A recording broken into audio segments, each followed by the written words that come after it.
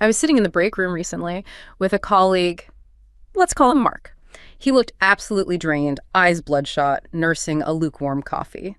He mentioned he hadn't taken a proper vacation in 3 years because he wanted to prove his dedication to the firm. 3 years, why? Yeah. And when the topic of the CEO's massive new multi-million-dollar performance bonus came up, Mark didn't get angry. He actually leaned in, eyes lighting up with this strange sort of reverence, and he defended it. Defended it. Completely. He started reciting these familiar lines about how high risk equals high reward and how that level of wealth is just the natural result of superior market value. To him, the CEO's billions weren't a sign of inequality. They were proof that the system works. So he saw it as aspirational. Totally. He truly believed that with just a bit more hustle, he'd be the one on the yacht. He viewed his own exhaustion not as exploitation, but as a necessary down payment on a future that was, statistically impossible. No. But then the conversation took a sharp turn. Mark opened an email on his phone, a notification that his own request for a modest cost of living adjustment had been denied due to budget constraints. Oh no, the irony. You'd expect him to explode at the contradiction, right? Defending the boss's millions while being denied pennies. But he didn't. He slumped back, sighed, and quietly said, I guess I just need to make myself more indispensable next quarter. He blamed himself. He blamed himself. That reaction, that instinct to blame himself rather than the structure, to accept his own subordination as a personal failure rather than a systemic feature, is exactly what a hunchbacked prisoner in 1920s Italy was frantically writing about on scraps of paper.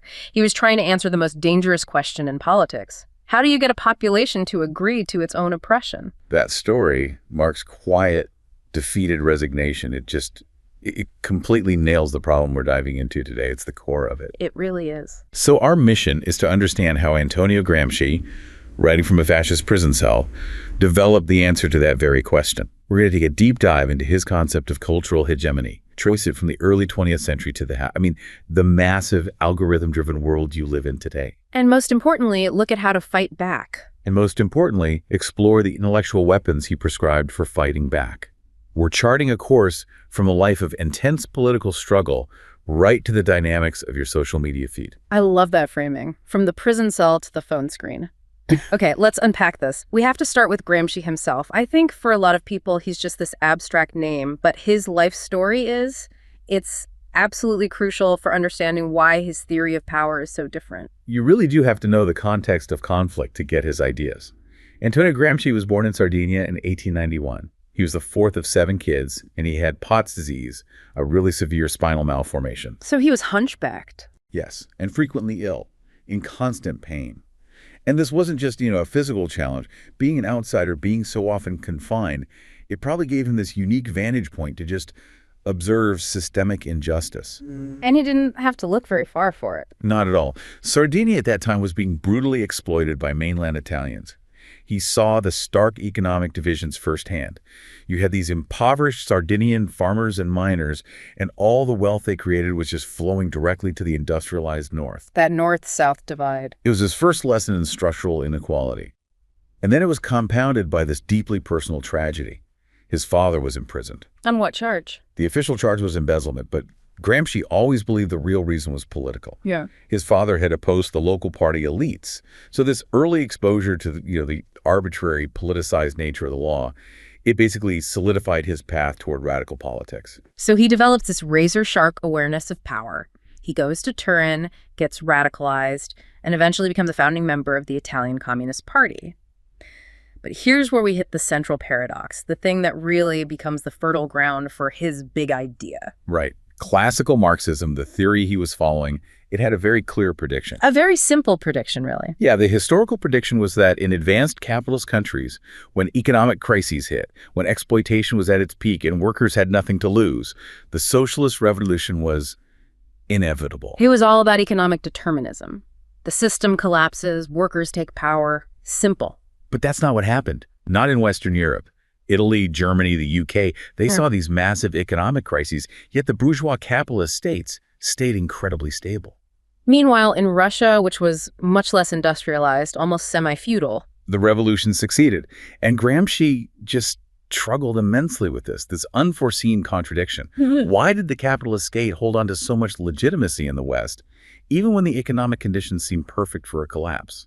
Because traditional Marxism was focused on what? The economy and the state's muscle. Overwhelmingly, yes. Two things. The economic base, the means of production, and the state's use of coercive power. The police, the military, the courts, the laws. These were seen as the main ways the ruling class kept control. And the ruling class definitely understood that coercive power, especially when it came to Gramsci himself. In 1926, Mussolini's fascist regime just cracked down. They arrested him, even though he had parliamentary immunity. And that arrest, it wasn't just about putting him in a cage. It says something about the power of his ideas. It's a testament to it. The judge's decree at his sentencing is famous, and it's terrifying. He said, "For 20 years, we must stop this brain from functioning." Stop this brain from functioning. Think about that. The fascist state didn't fear his body as some revolutionary militant. They feared his mind. They feared his capacity for critical thought. They knew he was uniquely capable of articulating an alternative vision that could totally dismantle their ideological control. So they locked him away, but they couldn't stop him.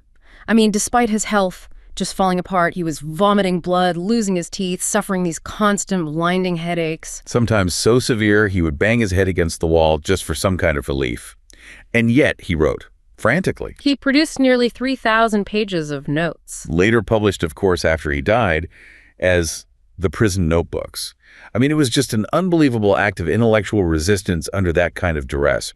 And those notes, they basically redefined our understanding of power. They led to his theory of cultural hegemony. Okay, so this is the core concept. Let's make sure we have a really crystalline definition here. He starts by making a distinction between two forms of power: coercion versus consent. That's the starting point. Coercion is what you traditionally associate with the state. The physical battle for control, the police, the army. It's visible, it's finite, and it's really expensive to use. But consent. Consent or consensus is the ideological battle, and this is the realm of hegemony. And hegemony, by his definition, is much, much more subtle. It's the cultural, moral, and intellectual leadership that the dominant group exercises. This kind of rule isn't imposed with bayonets. It's achieved by creating and spreading this specific, all-encompassing worldview, an ideology that becomes accepted as just common sense. Or natural. Or the way things are. And the trick is, this acceptance is shared by everyone, not just the ruling class, but the subordinate working class as well. This is what Gramsci called the overwhelming general acceptance of bourgeois hegemony. This sounds almost structural. The ruling class doesn't just need to control the government and the police, they need to control the very air you breathe. Exactly. And they spread this hegemonic culture through what he called the institutions of civil society. So in his day, that meant what? Schools? The church? Schools, religious organizations, the media, cultural institutions. But today, you have to expand that definition massively. It includes digital platforms, think tanks, corporate-funded nonprofits, the entire entertainment industry. And how do all these institutions work together? They function as socializing agents. They prepare you to conform to the assumptions, the values, the established common sense of the dominant social order. Just think about it. School curricula that prioritize compliance and test scores over critical thought. Or media outlets that normalize extreme wealth while reporting on poverty as if it's just a series of individual failures. Or religious institutions that preach acceptance of your earthly lot. All these engines embed the ruling ideology so deeply that it feels like the universe itself operates this way. So the objective then is to make people like Mark, our colleague from the start, perceive their own oppression not as a system fault, but as an inevitable, natural part of life. It's tragic, but it's incredibly effective. Gramsci summarized it perfectly. He called it the spontaneous consent given by the great masses of the population to the general direction imposed on social life by the dominant fundamental group. Spontaneous consent. The ideological battle is one when you don't even need to use coercion anymore. When Mark automatically blames himself for his low pay instead of questioning the CEO's bonus, that's spontaneous consent in its purest form. He has internalized his own subjugation. And consent is just far cheaper, far more stable, and far more pervasive than force. Okay, let's get into the specific mechanisms of acceptance. What are the actual stories, the hegemonic ideas that we tell ourselves today that have become common sense? A great place to start is one of the most foundational ones. the narrative of Homo economicus. Right. The idea that every human is basically a rational, self-interested economic actor. All we care about is maximizing our own personal gain. Precisely. And if you accept that premise, then it logically follows that rewarding extreme competitiveness, risk-taking, even ruthlessness is not just okay, it's necessary. Because without that incentive, society would just fall apart. No one would innovate. That's the argument. This ideology is used to justify almost all inequality. So poverty and exploitation, they get reframed. They're not systemic failures, they're just necessary evils. Yeah. Acceptable externalities. And they're certainly preferable to any utopian or cooperative alternative. It becomes the unquestioned truth that guides economic policy around the globe. And this feeds directly into the second, and I think maybe the most personally damaging mechanism, blaming the victim. It's the perfect ideological trap. If the system is fundamentally fair and driven by rational actors, Homo economicus, then your success or failure must be purely a product of your individual merit, your hard work, or your lack of it. So this narrative just systematically ignores or downplays all the structural stuff, generational wealth, who your parents know, where you went to school. All of it. It forces the working class to shift the blame inward. When you're exhausted working 2 jobs just to stay afloat, and you hear the story that you get out what you put in, you internalize the idea that you must be the defective piece in the machine. You're drained of energy by a system that demands infinite output for shrinking rewards, and then you're told your suffering is because you didn't hustle hard enough. It's immensely powerful because it completely defangs any kind of collective political action. Why would you organize for better wages if the problem is just your work ethic? What really stands out to me here is that the ultimate form of this control is actually linguistic. If the ruling class controls the terms of the debate, they control what you're even allowed to think of as a solution. Cultural hegemony is, at its core, a linguistic project. Language doesn't just describe your reality, it actively shapes it. By engineering this consensus around common sense, they reinforce their domination by defining what can be said and, more importantly, what can't be said. So any serious effort toward a more equitable world is immediately just written off. It's unreasonable, unrealistic, utopian. Because it falls outside the bounds of this engineered framework. We see this political codification all the time. I think the most famous example, which is just a perfect Gramscian concept, is that phrase from Margaret Thatcher. Yes, there is no alternative. Tina, it is maybe the single most effective hegemonic phrase of the late 20th century. She used it to justify austerity, deregulation, privatization. And Tina wasn't a policy proposal. It was a debate-ending assertion. It acts as an ideological shield designed to just shut down democratic debate. How does it do that? Well, if the current economic arrangement, globalized markets, minimal regulation, is presented as the only viable option, then any critique is dismissed before it even starts, suggesting higher wages, stronger unions, nationalized infrastructure. It's all off the table. It just collapses the political imagination. Completely. It ensures that policymakers only argue over the management of the current system, never its fundamental nature. The status quo is maintained because you've been convinced that your life, politically and economically, is already as good as it can possibly get. And that level of manufactured consent needs constant reinforcement, which brings us to the role of intellectuals. Right. The dominant group has to constantly work to maintain its position, even if it means, incorporating certain superficial interests of the subordinate groups to create a false sense of unity. And to do that, they need intellectual foot soldiers. That's a good way to put it. Yeah. Gramsci distinguished between 2 types. First, you have the traditional intellectuals. These are your academics, your high-profile journalists, priests, corporate media editors, the experts at think tanks. They aren't necessarily sitting in a room plotting, but their role within civil society just naturally ensures that their work promotes and legitimizes the cultural hegemony. Exactly. They act as the intellectual and moral leaders. They write the textbooks. They go on TV to explain complex economic events in terms that always seem to exonerate the system. They run the institutions that decide what counts as legitimate knowledge. Their work is critical to achieving and maintaining power. Because they provide the intellectual cushion that prevents a real revolution, the war of maneuver, from ever starting. Because the war of position, the battle for the mind, is already won by the ruling class. And that is the perfect summary of Gramsci's historical diagnosis. But the real power of his framework is just how perfectly it maps onto our hyper-connected 21st century world. We're moving from the church and the schoolhouse as the main engines of hegemony to the algorithm and the influencer. This is where you see the concept of civil society just dramatically reconfigured. The modern digital sphere is the new neoliberal battleground. Social media platforms, Facebook, Instagram, Google, TikTok, they've become these unprecedented gatekeepers. They don't just host content. They control the flow, the visibility, the framing of information. They're essentially ideological weapons on a global scale, a truly global scale. I mean, CEOs, venture capitalists, a handful of coders now have more influence over what 4.65 billion people read, see, and ultimately believe than most natural politicians ever did. The statistics are staggering. They really are. The average person spends about 2.5 hours a day on these platforms. For Gen Z, that can climb to 4.5 hours. That is an enormous segment of human attention that's been captured and is being directed. And the content that grabs that attention is so often packaged not as political commentary, but as relatability. That's the key. Capitalists exploit these platforms to push their agendas under that garb. And if you want a case study in the convergence of capital, celebrity, and manufactured consent, there is no better example than the Kardashian phenomenon. They're not just celebrities. No, they are billionaires and multimillionaires who have built immense power by leveraging their massive reach to spread a very specific bourgeois ideology. Let's look at their messaging, specifically that classic hegemonic trope, the hard work dissonance. Kim Kardashian famously advised women in business, saying, "It seems like nobody wants to work these days."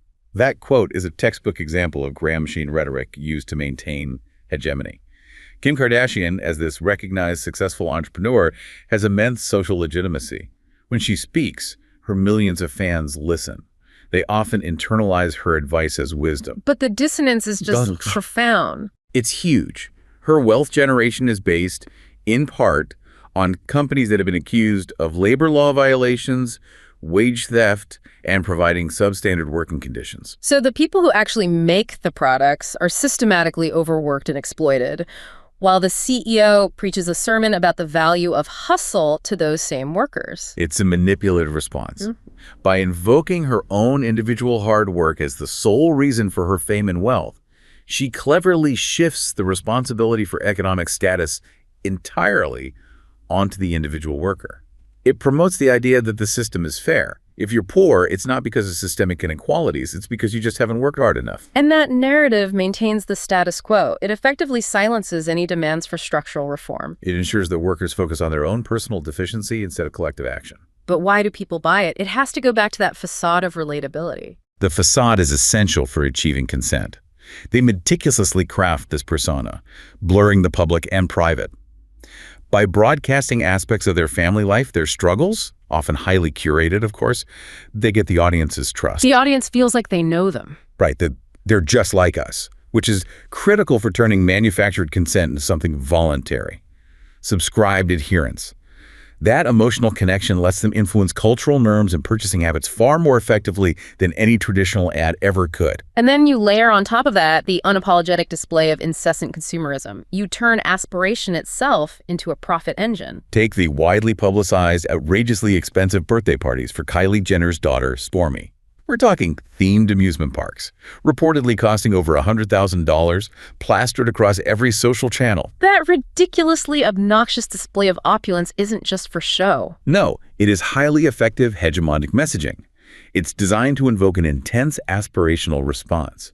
Even low to medium net worth individuals see this and are subconsciously prompted to imitate the bourgeoisie. It leads to increased consumerism. You see this effect everywhere. The rising costs of children's parties, the pressure to wear specific brands. Or take Instagrammable vacations. This cycle of consumption doesn't just benefit the broader economy. It directly fuels the profits of the dominant class. And they actively rig the definition of beauty itself to create profit. This is the genius of their feedback loop. By undergoing cosmetic surgeries and using extensive digital alteration in their photos, they establish this entirely unnatural high-cost standard for beauty. Then they commercialize the insecurity that creates. They sell the makeup, the shapewear, the fashion items. All intended to help you emulate this impossible ideal. It creates a perpetual self-fueling cycle. They create the insecurity, they profit from the solution, and then they use those profits to increase their reach, which further normalizes the unattainable standard. The viewers invest their time, their money, their emotional energy. Subscribing to a constant cycle of consumption that guarantees the flourishing of the capitalist class. It's complete ideological factory. And according to Gramsci's framework, The outcome of this contentification of life, is the production of a particular personality type. This standardized individual. The standardized individual. People who have fully embraced the ruling class's ideas. They accept the status quo, they internalize their own struggles, and they voluntarily submit to the hegemony. Gramsci, writing on rough paper in a damp cell, gave us the perfect lens to understand how modern elites use ease of access and exponential reach to manufacture this global subscribed consent. So that brings us to the most vital question. If the diagnosis is clear, that consent is manufactured and internalized, how do you actually fight it? How do you build an alternative, a counter-hegemony? Gramsci didn't despair in prison. He offered a radical prescription centered on what he called the war of position. Which is not a war with guns. No, it's the long, patient struggle within civil society. A struggle for the hearts and minds of the population, aiming to dismantle the hegemonic common sense. He argued that hegemony is neither permanent nor monolithic. It can be actively resisted and overthrown. And the key to this resistance isn't some great political leader. It's a new kind of intellectual. Absolutely. The key is cultivating organic intellectuals. Unlike the traditional intellectuals who maintain the status quo, organic intellectuals must rise directly from the subordinate groups, from the factories, the farms, the marginalized communities. And their whole philosophy is different. Their entire philosophy has to be a philosophy of praxis, where theory informs action and action refines theory. A traditional academic might publish a critique and death stop there. The organic intellectual's mode of being, as he put it, must be active participation in practical life as a constructor, organizer, and permanent persuader. So talking is not enough. No. Practical organizing and sustained political action are essential. They link the lived experience of the exploited to a broader critical framework. They translate abstract injustice into concrete demands for change. They are the political consciousness of the subordinate class. And this counter-hegemony has to begin at the source of socialization, education. Gramsci was fiercely critical of the existing capitalist curriculum. He saw it as a tool designed not for true enlightenment, but to prepare children specifically for a life as compliant wage laborers. The school-to-factory pipeline. Exactly. The system equates your self-worth with productivity metrics, it trains you in hierarchical obedience, and it systematically drains you of vigor and curiosity. The traditional classroom, like the assembly line, produces an acquiescent, passive consciousness. But he noted that the working class isn't just a blank slate. They hold what he called a dual consciousness. Yes, this is a profound insight. The working class simultaneously holds the dominant bourgeois consciousness that they are constantly bombarded with, and a latent, often contradictory proletarian consciousness based on their lived experiences of exploitation. And the tragedy is? The tragedy is that these two opposing views tend to cancel each other out. It results in moral and political passivity. You recognize the injustice, but you lack the intellectual tools or the collective structure to act decisively on that recognition. So the goal of counter-hegemony is not just awareness, but providing a new integrated structure for action. That's the necessity. And this led directly to the critical pedagogy movement, profoundly influenced by Gramsci and later figures like Paulo Freire. Critical pedagogy views education not as just transmitting facts, but as a tool for liberation. It focuses on questioning how power operates in the construction of knowledge. Right. The very textbooks, the metrics, the histories you accept, it aims to prepare students to be transformative democratic agents, not just passive consumers of ideology. So once the organic intellectuals are cultivated and the pedagogical groundwork is laid, what are the practical methodologies they can use in this war of position? We have two specific tools to talk about: reasoning and counter-storytelling. Let's start with reasoning. It's described as an intense, dialogical approach to discussion, often seen in marginalized communities like the Rastafari community. And this is not a casual conversation. It's not a polarized cable news shouting match. The objective is profound enlightenment and a transformation of consciousness. How does that differ from just a standard debate? Well, in a modern polarized debate, the goal is to win. It's to defend your established ego position. Reasoning demands a complete ethical shift. Participants have to be prepared to reevaluate their entire worldview when a higher truth is presented. So you have to overcome your ego. You have to move beyond just a verbal exchange and genuinely engage in an exchange of meaning. The process is often structured to promote shared democratic practice and rekindle common bonds before you even tackle divisive topics. It's about establishing common ground first. Exactly. The goal is the ongoing search for more truths to ACT upon. It's about challenging oppressive truth claims and allowing the group to share power and collectively reach an intellectual and political consensus that immediately translates into action.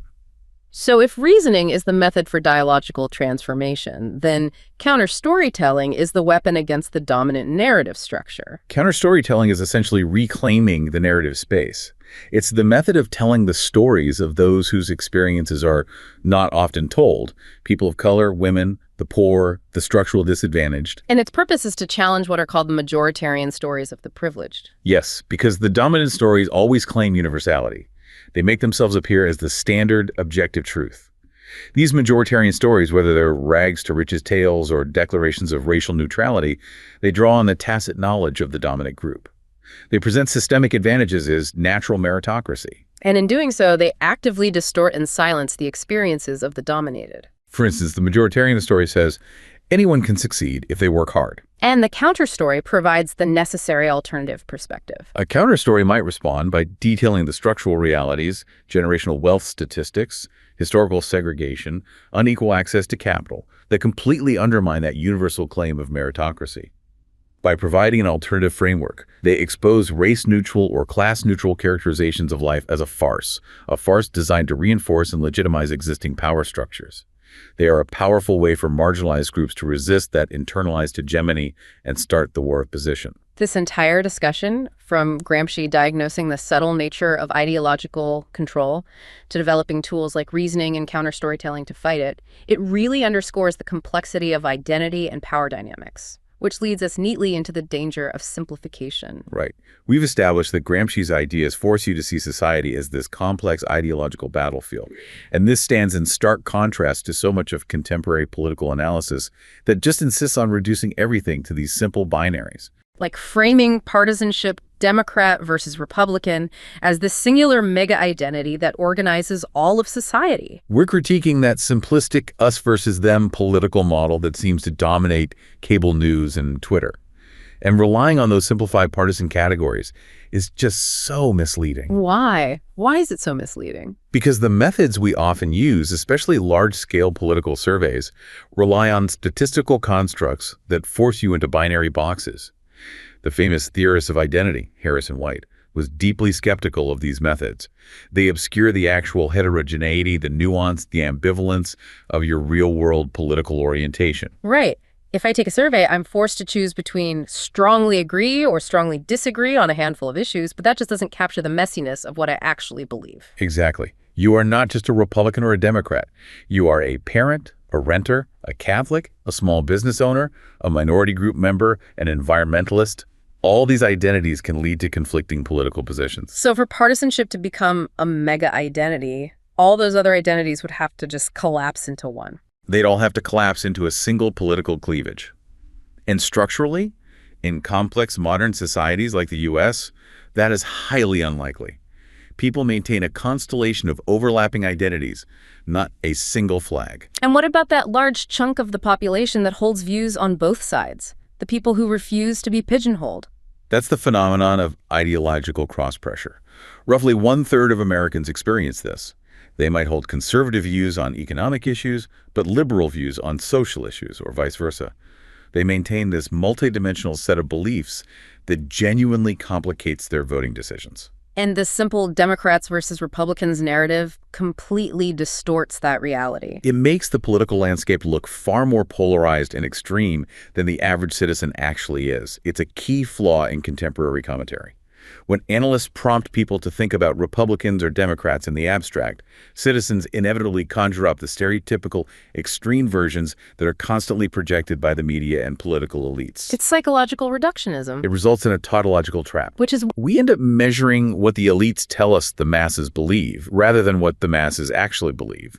It makes the citizenry seem inherently tribal, which then justifies party extremism as the will of the people. when, in fact, the simplistic narrative just reflects elite polarization and media amplification. That is a crucial insight. We're blaming ordinary people for tribalism, when the true source of the dysfunction is structural and driven by the political elite. The failure of democracy is too often presented as a failure of mass tribalism, when the analysis should instead focus on the tremendous tension citizens experience as a consequence of an increasingly divided, zero-sum political elite. The failure is brought about by those at the top, Who benefit from the simplification and polarization, not the complex, nuanced reality of ordinary citizens. And this structural critique extends to how identity itself is used as a tool in politics, what we call identity politics. Identity is not static. It's a dynamic concept that emerges from struggles for control.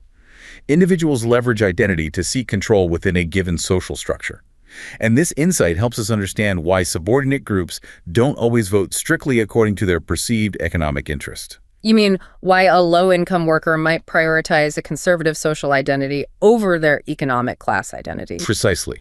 They might reject appealing to their least appealing identity, say low-income status, which carries all this negative hegemonic baggage of failure and lack of hustle, in favor of making claims toward dominant, socially respected narratives. Nationalism, religious morality, racial identity. Right. And this complicates the simple assumption that people will always vote purely according to what they perceive as their material benefit. It reinforces Gramsci's point that the ideological struggle, the battle for identity and consciousness, often overrides pure economic determinism. This entire deep dive has been just a powerful exercise in connecting the historical origins of ideological power to our current reality. It connects a hunchbacked philosopher in a 1920s prison cell, analyzing the weakness of coercion, to our colleague Mark's quiet resignation in the break room, and ultimately to the social media machines that manufacture consent today. It brings us back to that crucial realization. Power is maintained not just by visible force, but by successfully disseminating an ideology through civil society until it becomes the unquestioned reality. And understanding hegemony, understanding that the dominant power lies in controlling the flow of ideas and naturalizing the current order, is the absolutely vital first step in achieving true agency. It provides the map for the war of position. To build genuine democratic agency, we have to develop new intellectual strategies. Which includes methods like reasoning, that committed, ego-transcending, dialogical search for higher truths to act upon. And counter-storytelling, providing alternative lived narratives that dismantle the universality claimed by the privileged. The essential work today, as much as a century ago, is always the battle for the mind.